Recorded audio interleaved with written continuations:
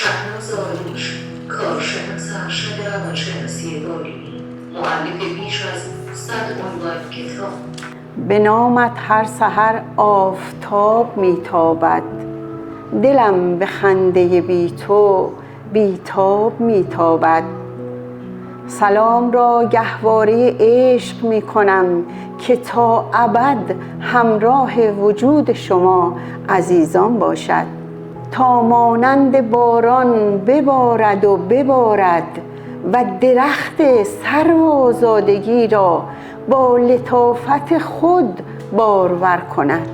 نوشتن کتاب سرو آزادگی برای من سفری بود از دغدغه‌های زندگی به سوی درکی عمیق‌تر از نقش تربیت در ساختن آینده‌ای بهتر برای فرزندانمان.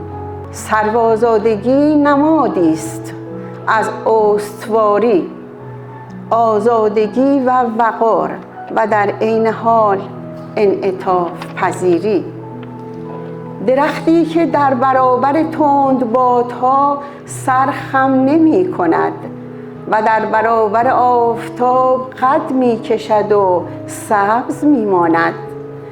از خداوند بزرگ می خواهم که مرا و شما را در این راه دشوار اما مقدس یاری کند و دلهای ما را از عشق به فرزندانمان و تربیت و مهر آنها پر کند.